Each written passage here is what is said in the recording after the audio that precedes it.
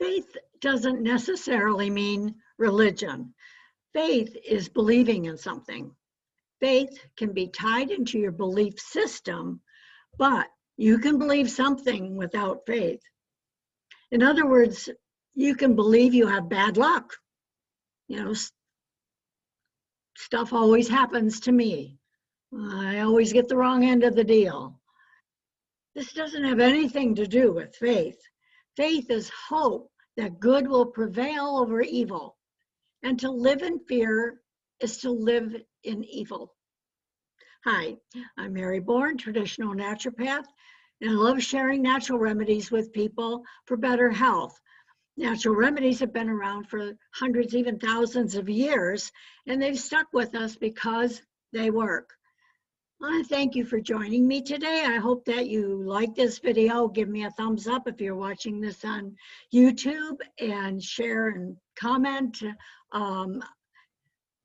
I love it when people comment and send me emails. So my email is drmary@bornforhealth.com, and I'd love it if you would share your thoughts on this particular video. During the month of November, this being the last Tuesday, I'm spending time thinking about gratitude because Thursday will be Thanksgiving, and I hope that you allow yourself to share it with people that you love, get plenty of hugs, lots of smiles, good conversation, maybe even singing, doing the things that help to keep you healthy. Today we're going to talk about faith, and people that get caught up in fear is because they lack faith. And hopefully this video will give you some tools on how to regain some of that faith and use it when there is fear. Nelson's Bible Dictionary defines faith as a belief in or confident attitude toward God, involving commitment to his will for one's life. Nelson also says belief is to place one's trust in God and in God's truth. A person who believes is one who takes God at his word and trusts in him for salvation. So having faith in God and the goodness of people is what having a positive attitude is all about. Putting your faith and trust in someone can sometimes disappoint you, because after all, we're human. And we sometimes make promises that we simply have no control over. For example, I won't get hurt. You don't know that. I'll come back to you. You don't know that. We don't have power over these circumstances. We also misplace prayer. We can't bargain with God. I'll do this, God, if you... No, it doesn't work that way. It simply doesn't work as a bargain.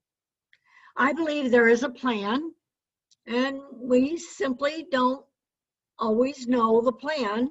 And as I mentioned last week, horrible things happen. We often don't know the reason for these horrible things, but they do happen. Much like this underside of the embroidery.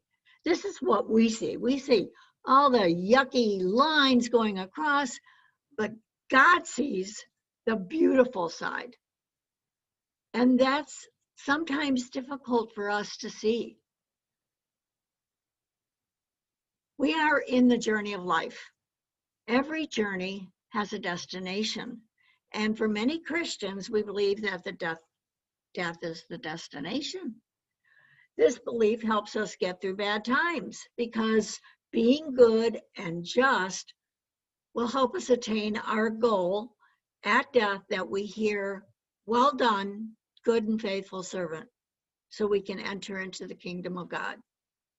I'm not sure what other religions believe and how they get through hard times.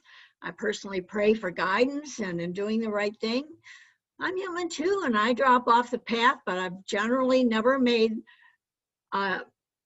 really bad, horrible decisions. I've always been guided to make pretty good decisions. My life has been pretty good, and I've been blessed with lots of loving people around me. And the decisions that weren't good were often done because I was trying to please somebody else. I wasn't being true to myself.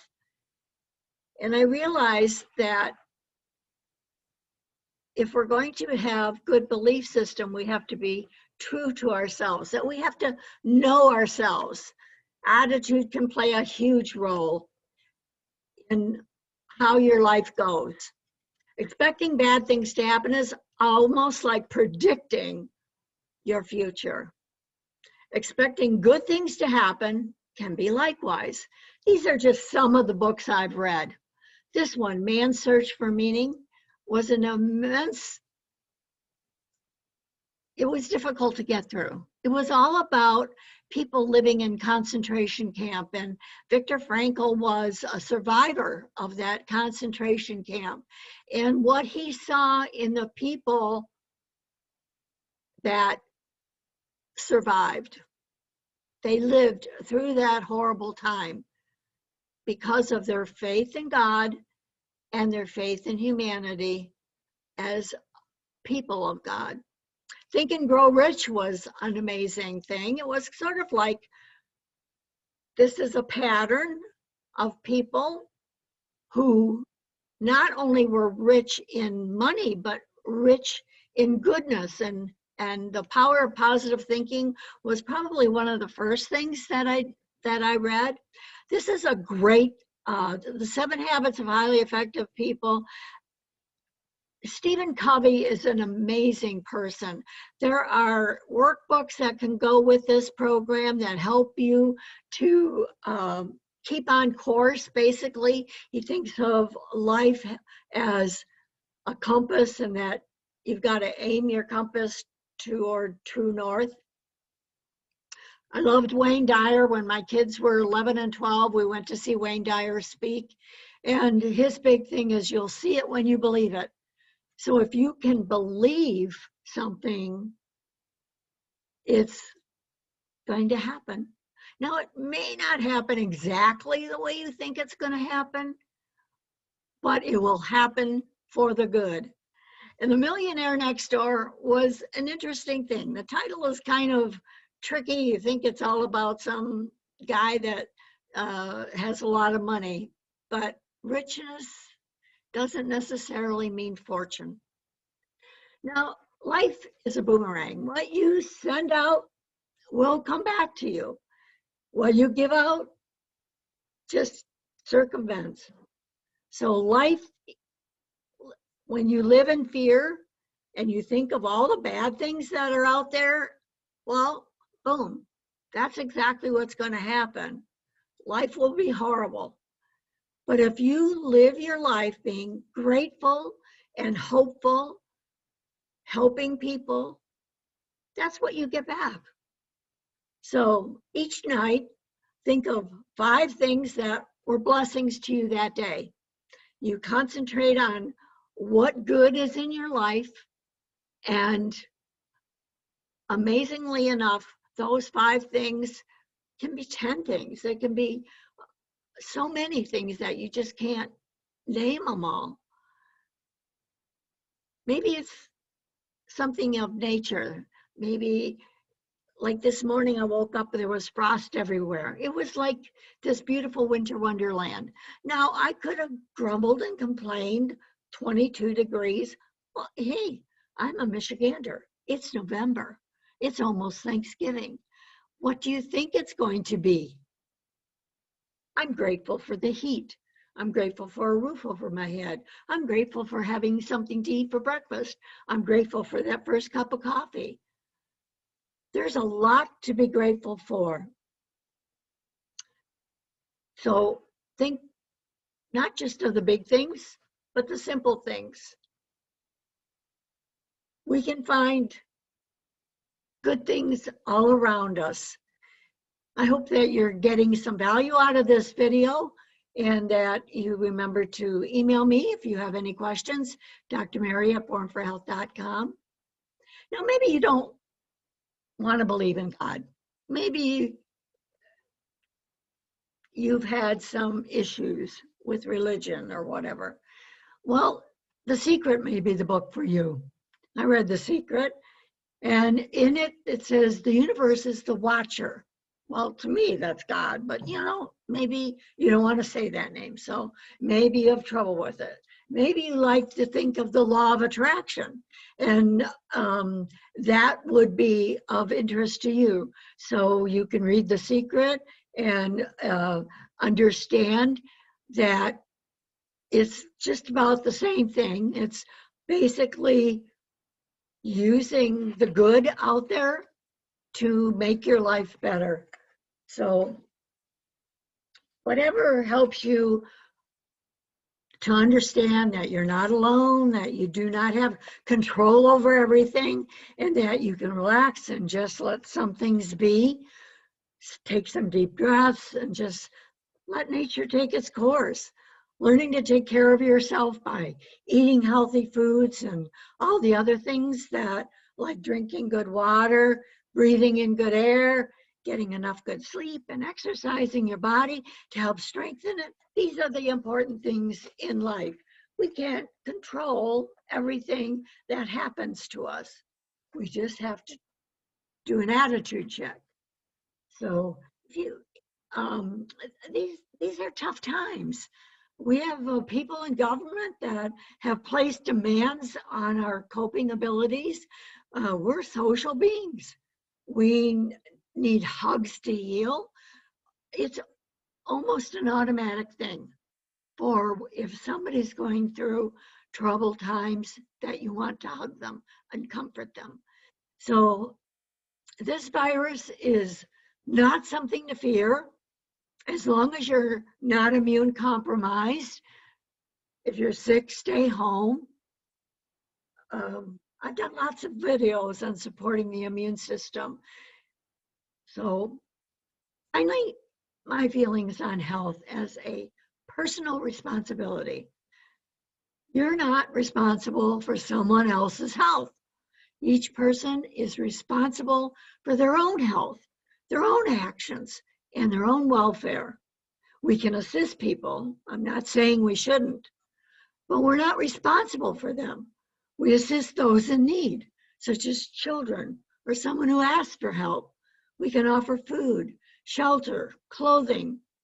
We should not harm our own health in order to help someone, as if you feel that by wearing a mask you inhibit your own ability to breathe. This is not productive. To make someone feel guilty because they are taking care of their own health is unconscionable. Doing the right thing is to do no harm to someone else. I think of it as when you're on an airplane, they always tell you, grab the mask, pull it down, put it on your own face, then assist someone else. So you do the right thing first for your own health, and then maybe assist somebody else. I love this. Faith doesn't always take you out of the problem. Faith takes you through the problem. Faith doesn't always take away the pain. Faith gives you the ability to handle the pain. Faith doesn't always take you out of the storm. Faith calms you in the midst of the storm. So, doing the right thing, do no harm. Don't mix science with belief. Science is based on proof and being able to reproduce that proof every time. Patterns make up scientific evidence. Just as winter follows autumn, sun rises in the morning, even though there's clouds obstructing it, it's still there. If you were in an airplane, you would rise above those clouds. So be the airplane, rise above the clouds, envision the sunlight and know that faith is knowing that the sun is there. Taking vitamin C, D3, zinc are well known, scientifically proven to support the immune system, along with the herbs like elderberry and echinacea. So if you'd like more information about how to maintain health and fight off virus, look at some of my videos or email me for some more suggestions. Find things daily to support your mental health as well as your physical health. This is taking a terrible toll on people's mental health. You know, suicide rate has gone up 30% just in these 9 months. We are social beings. Thanksgiving, get out there, be with people. Don't be afraid. Have faith. Faith in the immune system God gave you. If there ever was a time for prayer and thanksgiving, I believe it's now. However you choose to pray, find time daily to meditate, pray, or think good thoughts. Maybe sing, maybe laugh. Take those healing breaths because we need it. Now more than ever, we need it. So I want to leave you with this beautiful picture and realizing that there is some beautiful sunshine out there. We may not see it right now, but it's there. So thank you for viewing. This is Dr. Mary for the Health of It. Go out and make this a great day.